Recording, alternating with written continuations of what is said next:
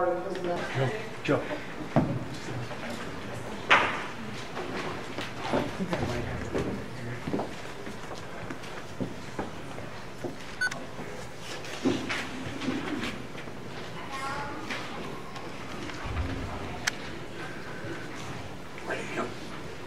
Come right there.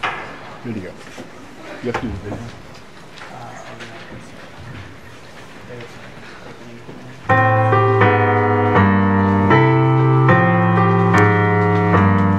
It's a beautiful day in the neighborhood, a beautiful day for a neighborhood. Would you be mine? It's a beautiful day in this beautiful world, a neighborly day for a beautiful world.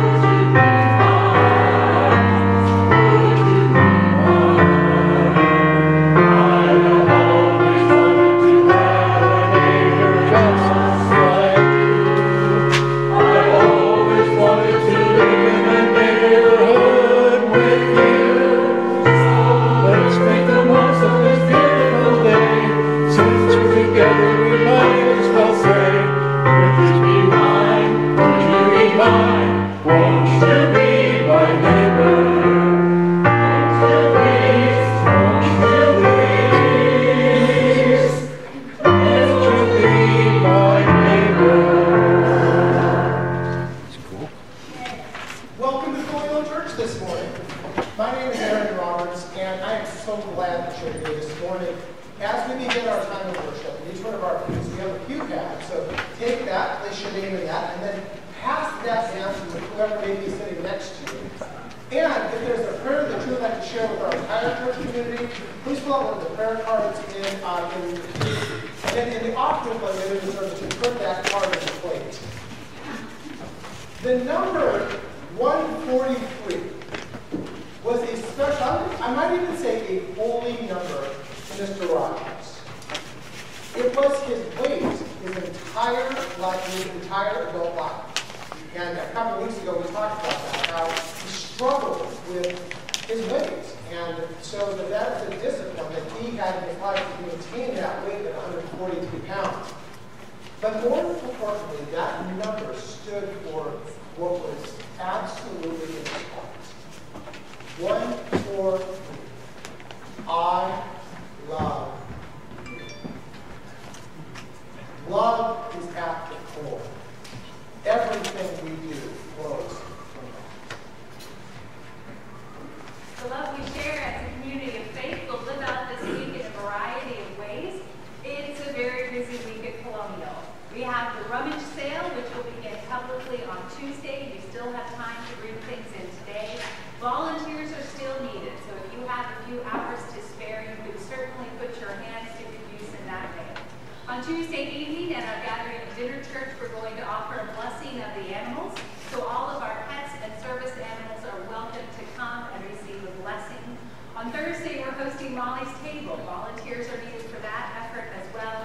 And then next Sunday, our Justice and Witness team is offering a special seminar called Healthcare Policy 101 as they look at the importance of access to affordable health care for all persons. So we hope that in this variety of activities and busyness, you find a way to be the church together. Love is at the core of what it means to be a Christian disciple. But you know this, that sometimes it's a lot easier to destroy than it is to create. It's easier to tear someone down, or tear something down, than it is to build up. Sometimes it kind of gets to me a little bit because it seems like evil has an unfair advantage at this work. As we're about trying to share life and love, in a moment it can be torn down. With all the damage that's been done by the hurricanes and the landslides that have been dominating the news for the last few weeks, the work of rebuilding and healing after something like that can seem overwhelming. And friends, if you ever feel this way, if you've ever felt overwhelmed by any of this, I am so glad that you are here this morning to hear some good news of hope. Because we are going to hear that good news of hope, inspired by Fred Rogers.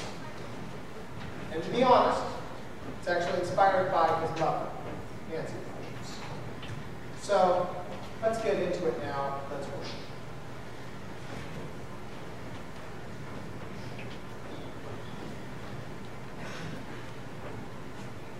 The work of healing and of building people up, it takes time. It doesn't happen all at once. Responding to the prompting of God's Spirit and the teachings of Jesus, we disciples, we have to work. We work to be a blessing. And it's easy to get tired. It's important to take a moment now and again to just reflect, to note how your body is feeling. How's your spirit? What's weighing on your mind? That's what Sunday is about. It's a moment for us to stop and do something. So let's take a moment now. If you feel like it, close your eyes and just take a deep breath.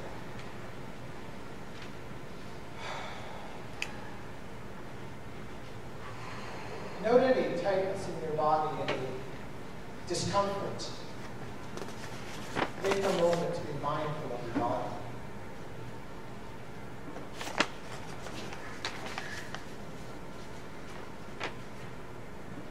Note any thoughts that are weighing on your mind. What's weighing on your soul? Take note of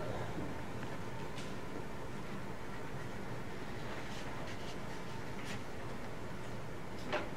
Now just breathe in a spirit that goes with you. You know that you are in the presence of God.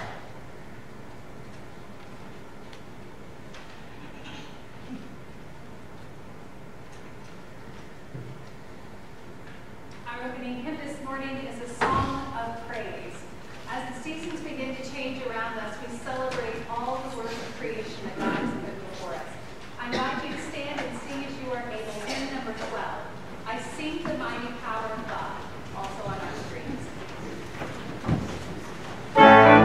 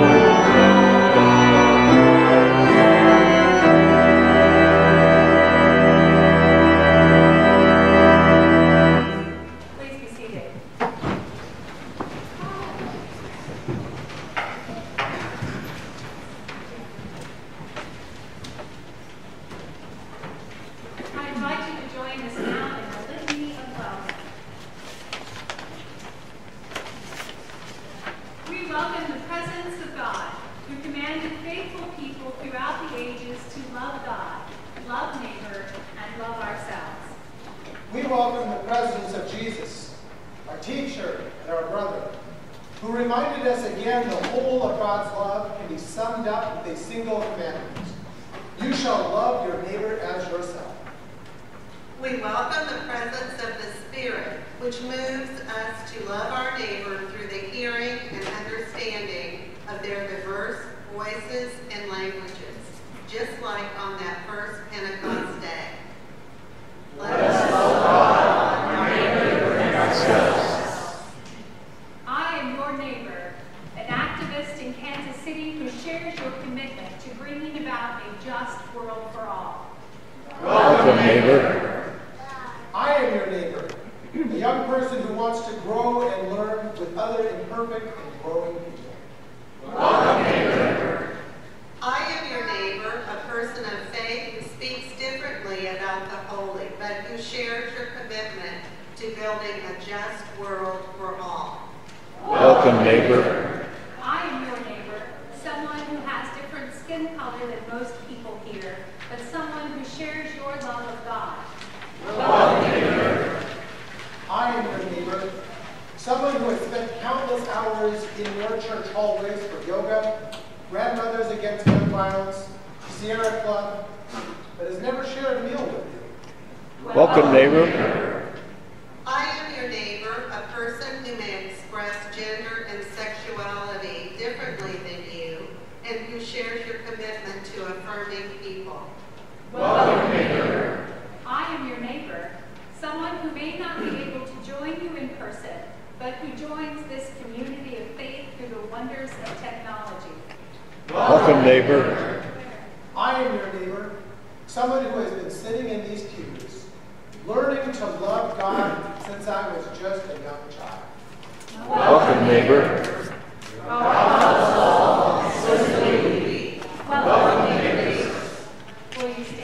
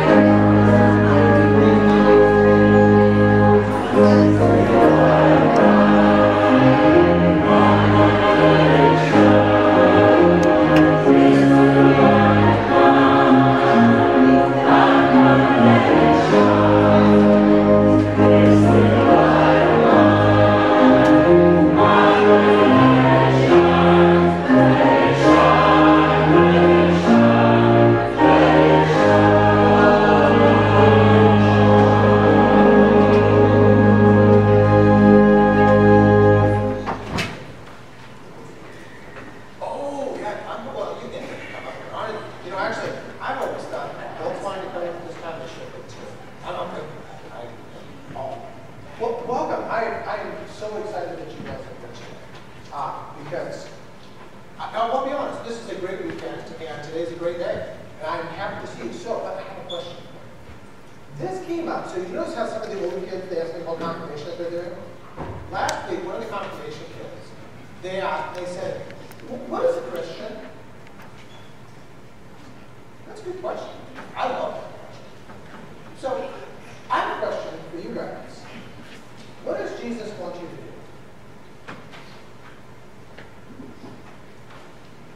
Jesus not want you to do? Say again. Be respectful. Okay. Yeah, all right. Be respectful. I like that.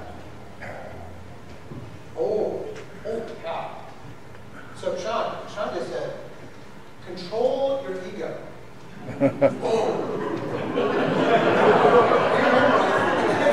Yeah, I would say that if you can spend your life answering to put your ego, to make your will one with God, you are on, that is the path of Christian. That is, we actually, in the church, we call that a path of sanctification.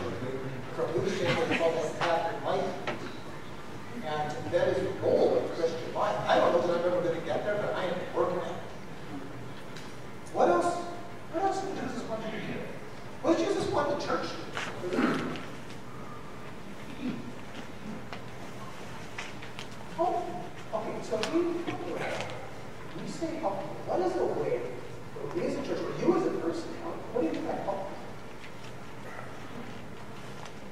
Give them food. Okay, so you know about the way I'm going to have out there. What are some of the ways that we help people out? Have any of you ever gone down to the plaza and helped people in the plaza? You signed up to do that? Oh, donations. So if you haven't been anybody at the plaza, every month our church goes down. There was a ministry that was actually started by colonial people that every single day they feed people. You know that there are shelters that exist in Kansas City that are started by colonial people? There's actually a new shelter that somebody in the congregation is starting to work on right now, so that homeless people have homes. Is that good? Does Jesus want that? That's right, they won't be homeless. They're going to have a shelter. Do you know that this Thursday, there's a thing called Molly's Table? And Molly's Table is that these are moms who were homeless, and we honor these moms because they have come in and they are trying to find new life, to be there for their kids. So what they're doing is they're going to come, and they have nothing. They live, okay, you want to see something? They and their families live in a shelter, and their shelter is about the same size as this. This is called Sacristy over here. You ever seen it here? Okay, imagine living in here. If you were living in here with your entire family, like 5 people living in a space like this. Claustrophobic. I think that's a good word for it. It would be very small, but it's better than living outside. Shrinking. I don't think they shrink because we definitely want to make sure they keep fed. Those women, though, are going to come here on Thursday, and you know what we're going to do as a church? We are going to say, all the rubbish sale stuff downstairs, we are going to say, shop freely. We're going to have a big celebration and dinner. People in the church, you can bring food to feed those people. Oh, question, yeah. Do they have enough food? They're going to get a house, so they can have places where they store. So we're going to load up vans. I know you're driving a van. We're going to load up vans with stuff and take that back, so that when they move into their new home, they have stuff for their home. They need a grocery store, and so they need help getting jobs so they can afford groceries. Yeah.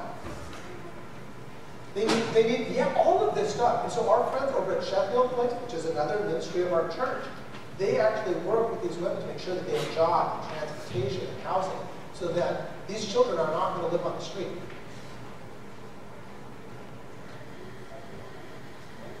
A lot of people do need driver's licenses. A lot of people do have driver's licenses, but sometimes they do need that.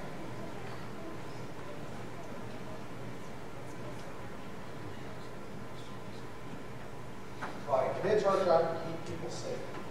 Well, here, let's go back and back out and say. So what are some other things? So is this stuff you think Jesus wants church doing? Wants you doing? Okay. All of these things. Oh, do you know what's going to happen on Thursday too? There are people who are going to be going out on the streets of Kansas City looking for lost children, because there are lost children. And so, like you were saying, we want to keep people safe here. Because every child needs to be safe. So our church said that's important. Jesus said to go out and find the lost. We're going to do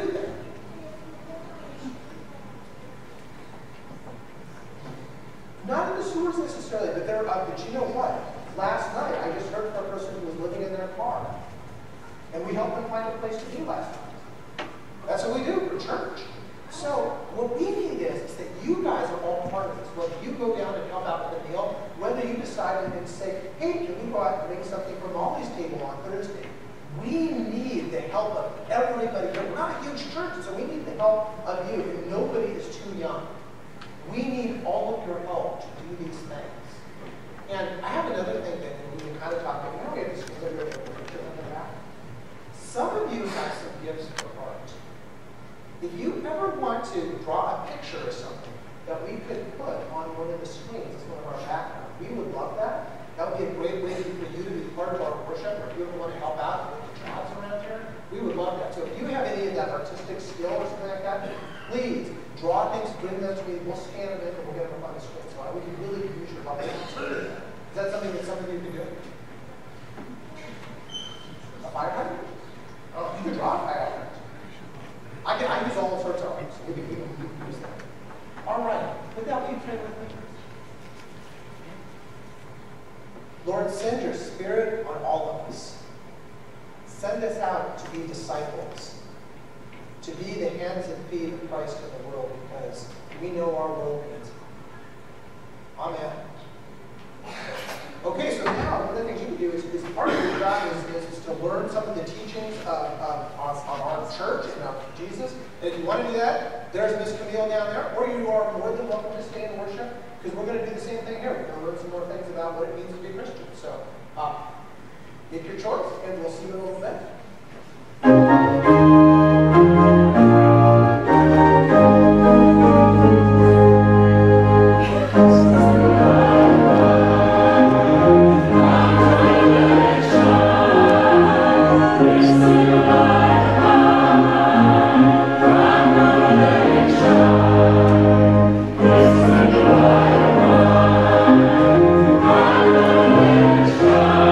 Let it shine.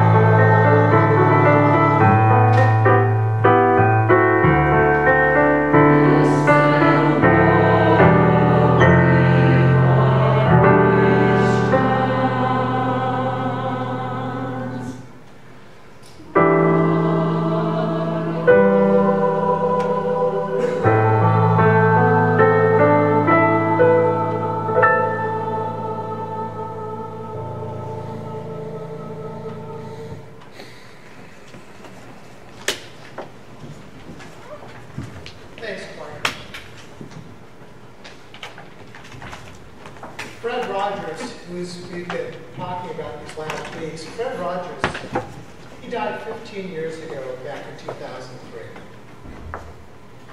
14 years later, an ISIS suicide bomber attacked an Ariana Grande concert in Manchester, UK. Killed 22 people. Half of those people were kids. 250 people were wounded in that attack.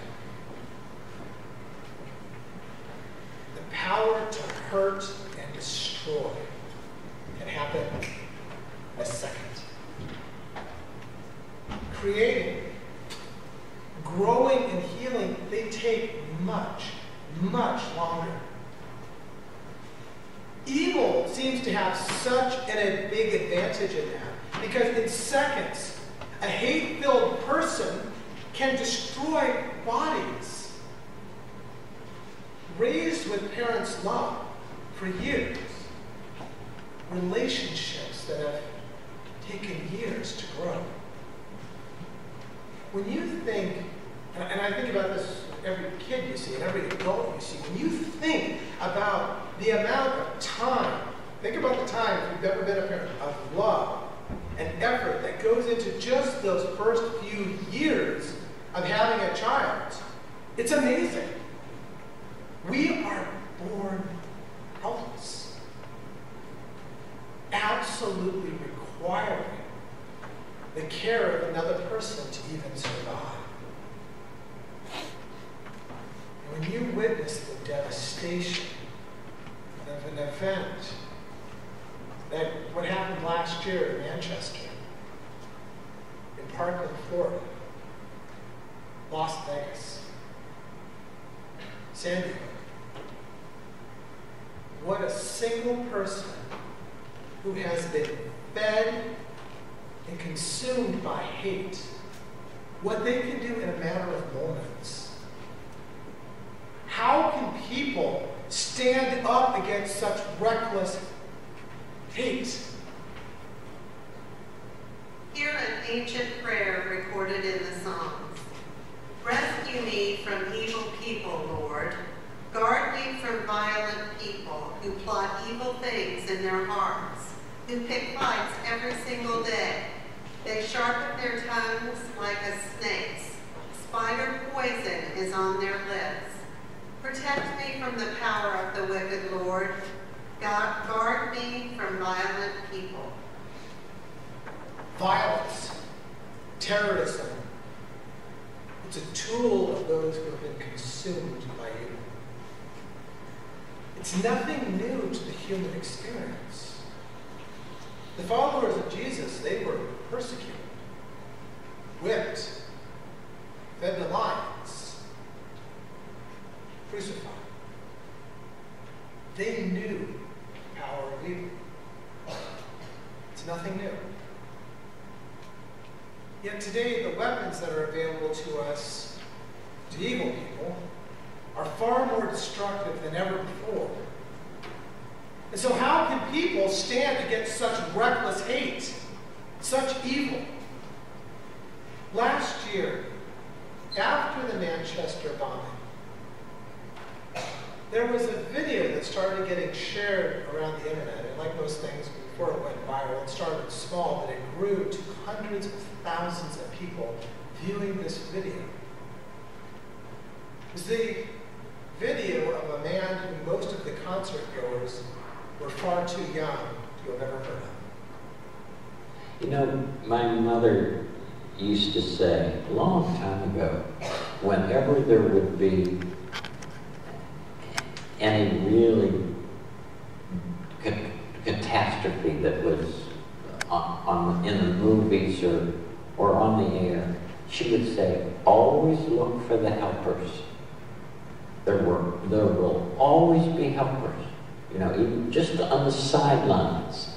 That's why I think that if news programs could make a conscious effort of showing rescue teams, of showing who medical people, anybody who is coming into a place where there's a tragedy, to be sure that they include that. Because if you look for the helpers, you'll know that there's hope. The Christian legacy of Fred Rogers continues. If you look for the helpers, you will know that there is hope. That's a message of the power of resurrected grace. That in the face of hate and violence, God will respond with love. There will always be agents, people, working for love and mercy who will respond. This man, immediately following the bomb in Manchester, this man, Stephen Jones, was 35 years old last year. He was homeless, living on the streets in Manchester, and he saw a concert that the tickets were far more than anything he could afford. And when he saw people fleeing from the stadium, he thought that there had been some horrible fireworks accident. He'd seen the blast and saw the smoke. And then he saw the wounded. And he went in and began to pull the nails from the bodies of children. He began to carry the children to safety. There was Paula Robertson. She was outside and she saw 50 terrified girls who had been at the concert, crying, and she shepherded them. She got them together with love, and she moved them into a nearby Holiday Inn. Then she used social media to let their parents know where they could find them. This is the message that she put out. The people who were on staff at that Holiday Inn, they saw the children come in. They saw Paula's kids come in, and they began to bring the children tea, to comfort them, to bring blankets. They were helpers. It was the community of Manchester that rallied together in the name of love, building a monument to the love that was expressed, who honored the people that were the helpers that day. It's been a year since, and they continue to honor the helpers. Because if you look for the helpers, you will know that there is hope. And I want to say something about the helpers. Those agents of God's love and mercy. Just as evil people have been consumed, they've been fed, and they've been consumed by hate, helpers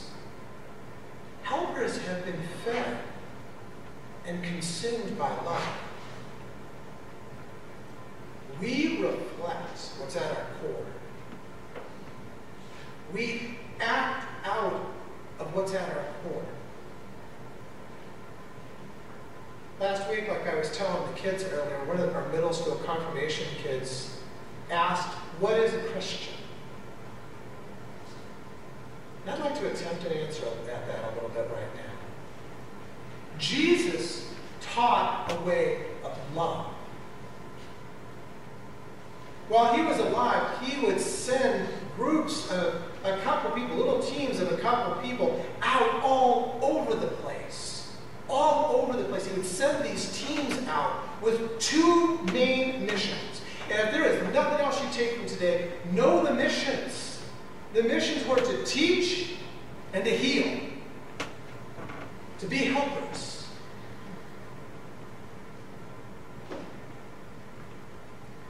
Jesus commissioned 72 others and sent them on ahead in pairs to every city and place he was about to go. He said to them, "The harvest is bigger than you can imagine, but there are few workers. Therefore, plead with the Lord of the harvest to send out workers for his harvest. Go. Be warned, though, that I am sending you out as lambs among wolves. Carry no wallet, no bag, and no sandals. Don't even greet anyone along the way. Whenever you enter a house, first say, "May peace be on this house." If anyone there shares God's peace, then your peace will rest on that person. If not, your blessing will return to you. Remain in this house, eating and drinking whatever they set before you, for blessing will return to you. Don't move from house to house. Whenever you enter a city and its people welcome you, eat what they set before you. Heal the sick who are there and say to them, "God's kingdom has come upon you." Whenever you enter a city and the people don't welcome you, go out into the street and say, "As a complaint against you, we brush off the dust of your city that is collected on our feet. But know this, God's kingdom has come to you." Jesus never forced himself or his way of living on someone else. His disciples, they went out to offer teaching and healing to anyone. Never forcing it on them, but offering it to everyone. After being trained as disciples, because it doesn't happen by osmosis, after being trained as disciples, Jesus sent people out to share what they had learned and what they had experienced with other people. And his church is still trying to do that. We offer study and classes in Christian education to help teach Jesus' way, rooted in Judaism.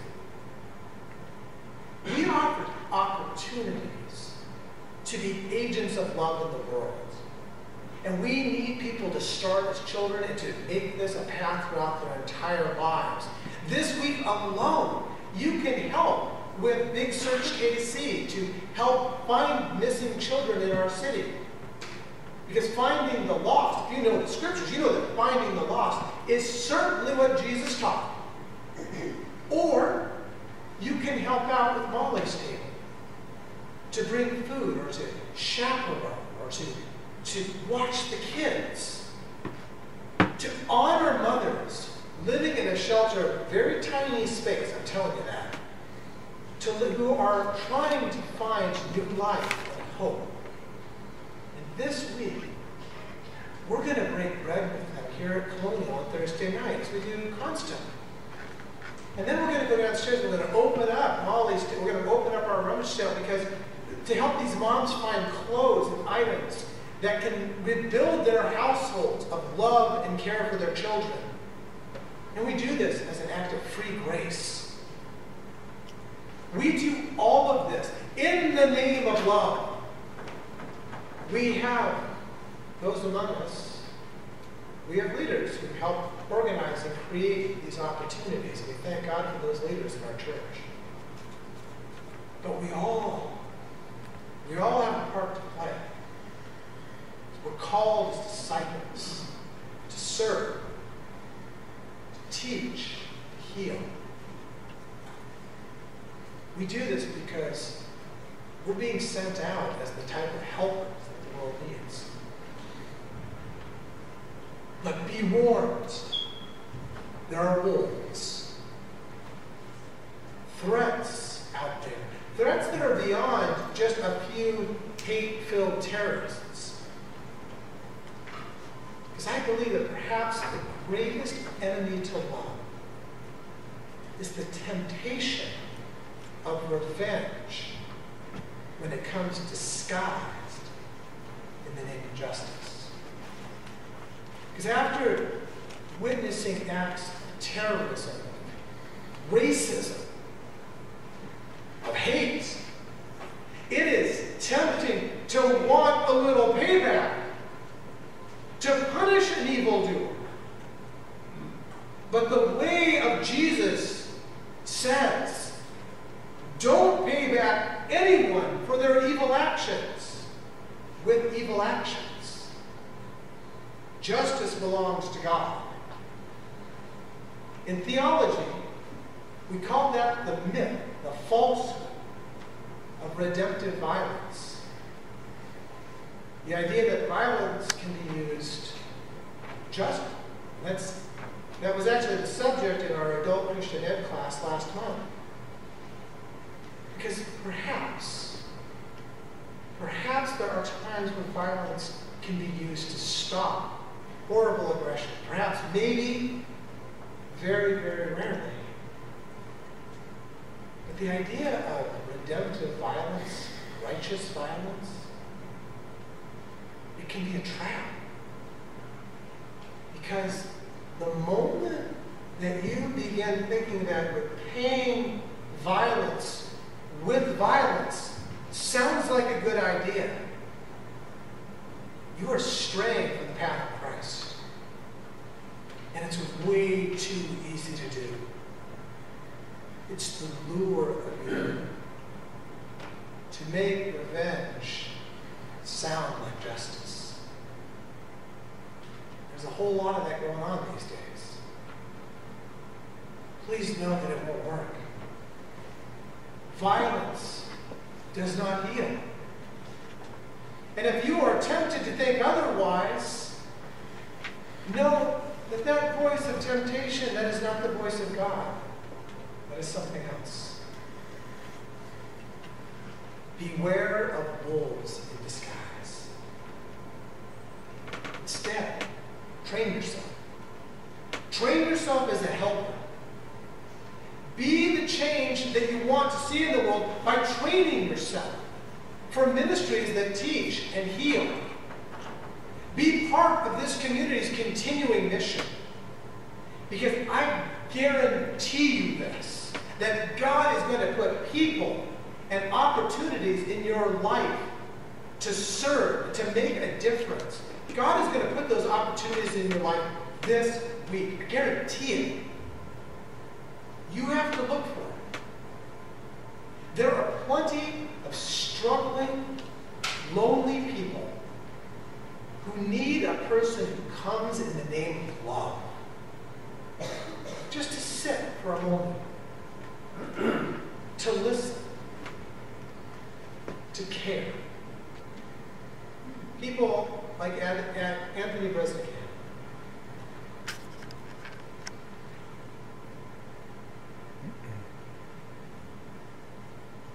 Twitter, he began. I was struggling, lonely, dealing with a lot of broken pieces and not adjusting well. Then one day, he said he walked into an empty conference with the TV on. And there was Mr. Rogers. I just stood there, mesmerized. He watched the entire episode and felt a little better. To talk about... But says the real fix came a few days later. Yeah, I'm going downstairs to the lobby of the student union and the elevator opens. And Mr. Rogers is standing there. And I just got in the elevator and he said, "Were you one of my television neighbors?" I was like, "Yes, I'm one of your neighbors." Anthony told him how he just watched the show and how it made him feel better. He sat down and he said, "Would you like to tell me what was upsetting you?" I didn't have anybody that I could talk to like that. I feel like his trolley car. I fell off the track. He put me back on. And that was all I needed. And at one point I said, "I'm really sorry, I'm tying you up. And you have somewhere else to go." And he said, "Sometimes you're in just the right place." You will find yourself in the right place. Filled and consumed by a message of love. From your core, you will be able to respond in those moments. 1, 4, 3. I love you. You will do that in your words, and you'll do that in your actions. And if you ever doubt the power of love in the face of reckless hate, know this. God continues to raise up agents of mercy and loving kindness.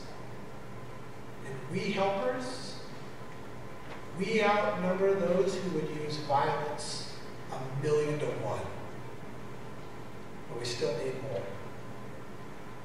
May the same mind be in you that was in Christ Jesus. Today we have some people who have decided to work with our church community in our continuing mission of teaching and healing. So I'd like to invite them to come forward now as we celebrate this moment of commissioning new disciples into the hopes and works of the Church of Jesus Christ.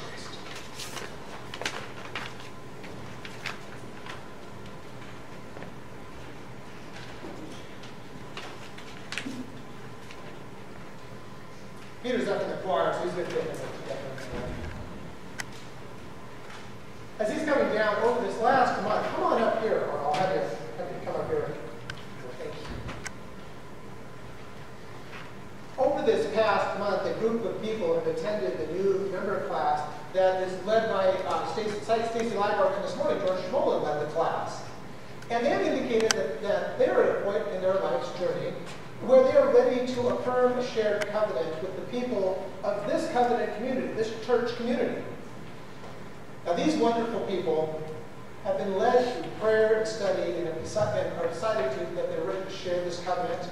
And so, we have shared vows that we make, which is our Colonial Church covenant. That is what membership at Colonial means. That's what you learned in the class, really.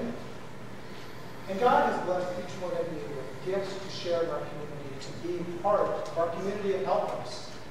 And so I am glad to have each one of you as a part of our community. And so rather than having me introduce you, I'm going to have you introduce yourself. Just say your name and out to the people who are gathered here today. I'll start with Kelly. Good morning, I'm Kelly Meade, and you'll see me around at the Free Village, and I have son Colin who's just not with me. Colin's wonderful. I'm Nikki Gearing, and I'm from Blue, and you'll see us around here with our grandsons from the other people.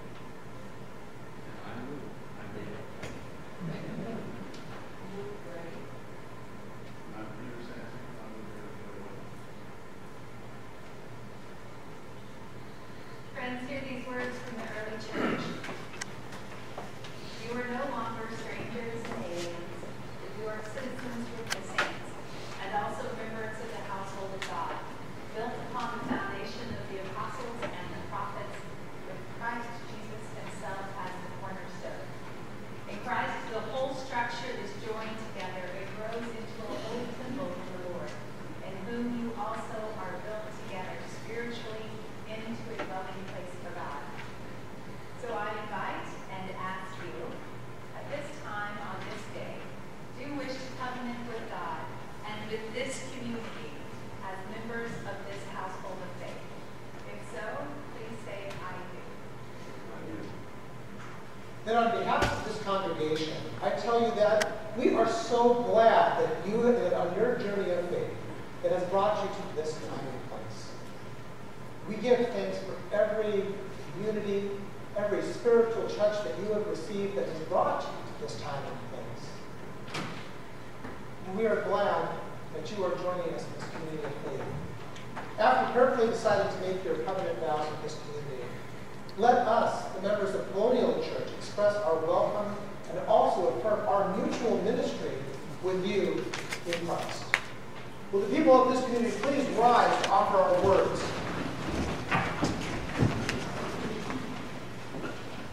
We welcome you to this common life, this church family. We promise you our friendship and prayers as we share the hopes and work of the Church of Jesus Christ. By the power of the Holy Spirit, may we continue to grow together across the gospel of love, and together be witnesses of our risen Savior. Please be seated. I'd like to invite Ansel, our moderator, to please come forward. Yes.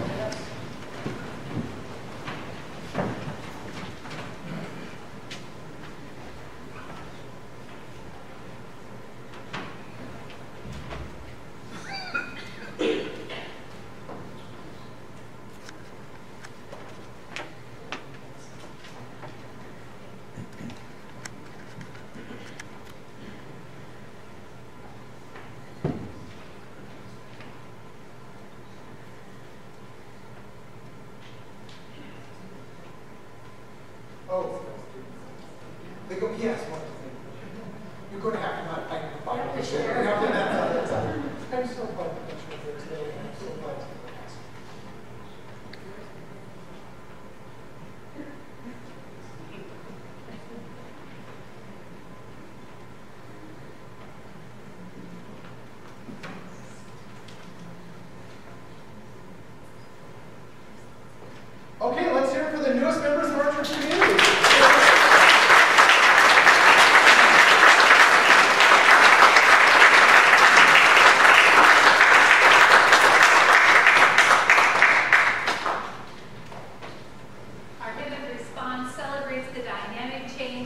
other community experiences as we grow together in Christian life. I invite you to stand as you're able and join me in singing Called as Partners in Christ's Service. It's number 495 in our hymnal and on our screen.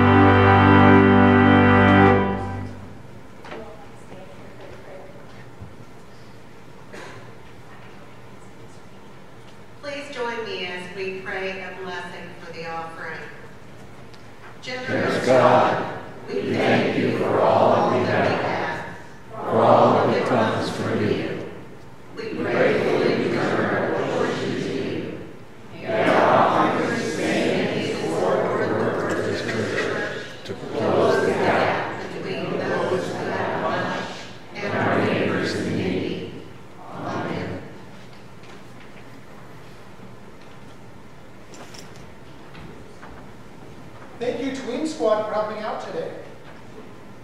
Oh, please be seated.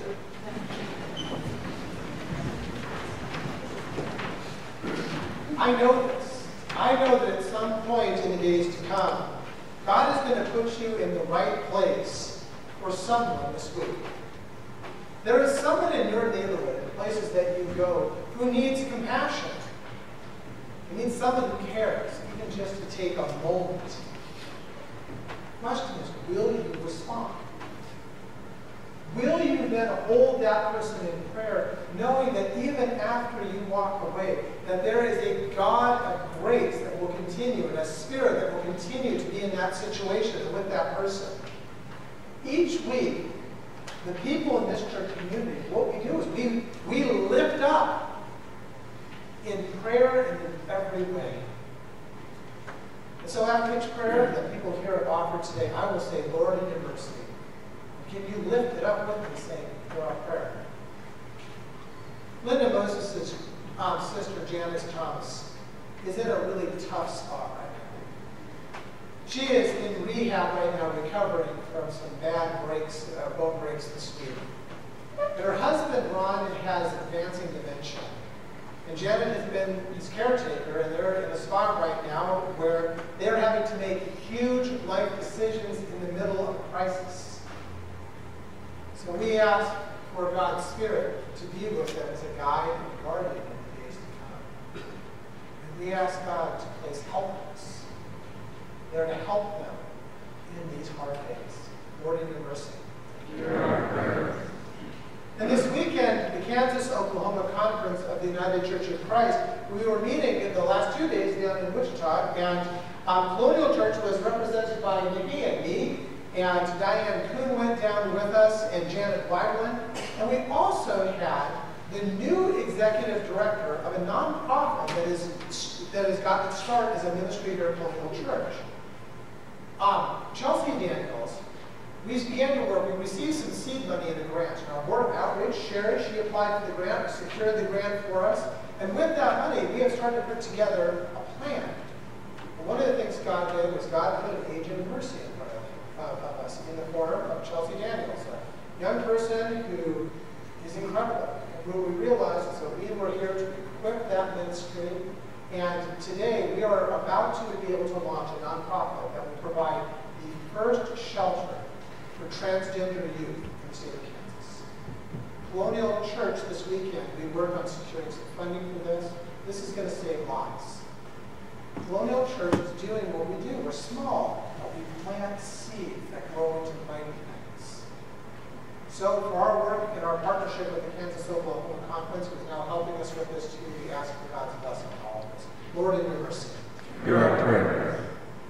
We thank God for the new people who are becoming part of our church community, and ask for God's Spirit to raise them up as agents of love and mercy in our community. Lord, in your mercy. Hear our prayer. And I want to say, I'm going to say a personal prayer today because this is where my heart was so moved. I want to say a prayer for Sean this morning. We saw those young people up here asking questions and things like that. And the comment that he made about Nika. We are raising young people to think deeply, to care passionately. We are building them up to be agents of love and care, and they are with us now. And I thank God. Lord, in your mercy. Hear our prayer. Who is your neighbor in need? Who is the person that God may have put in your life this last week, or that you need to see in the week to come? Take a moment now to reflect.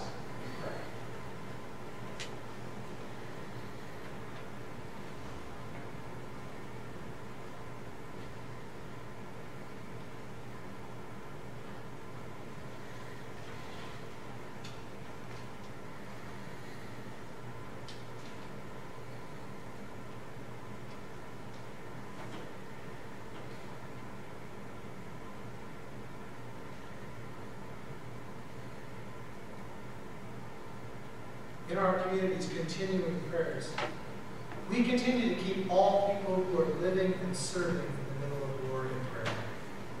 And we ask for the Holy Spirit to keep them safe and to help us find a path to peace. And for caregivers, and for those living with dementia, May they receive the respect and the love that they deserve. And we pray for God's guidance for this nation's ideals of freedom and justice for all people in these turbulent times. We pray for all people who are living in the shadow of depression or mental illness and ask for God's light of hope to shine.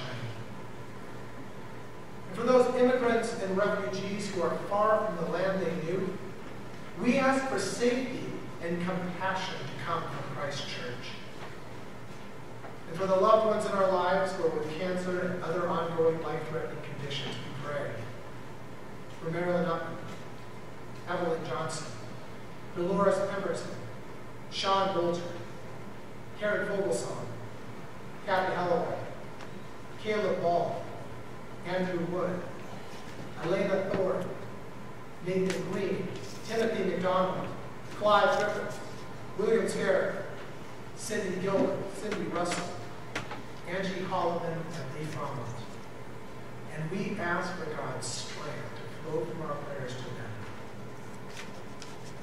Deliver us from evil, Lord, and do not abandon us into the temptation of darkness or hopelessness. Let us pray as Jesus taught. Our Father, who art in heaven, hallowed be thy name. Thy kingdom come, thy will be done on earth as it is in heaven. Give us this day our daily bread, and forgive us our debts, as we forgive our debtors. And lead us not into temptation, but deliver us from evil. For thine is the kingdom, and the power, and the glory forever. Amen. Our closing hymn this morning is one of those companion songs that walks on this faith journey with us. It is a blessing for this church community, which is a continuing testament to our neighborhood. I invite you to stand as you're able and join in singing Blessed Be the Tie That Binds, number 393 in our hymnal and on our cards.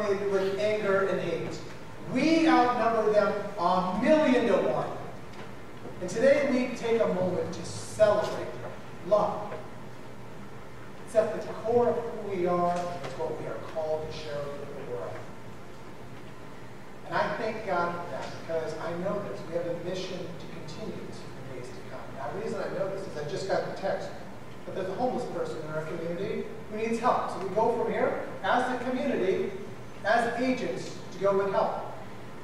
They're waiting for us. Let's go. I invite you now to turn to the center aisle and make our covenant with God and with one another to go and be those helpers. If you're not at a point in your life where you feel like you can make this covenant, though, that's perfectly fine. Please receive it as a blessing and a prayer that someday you will. We covenant with the Lord and with one another, and to bind ourselves in the presence of God, to walk together in Christian love. We seek to worship God in spirit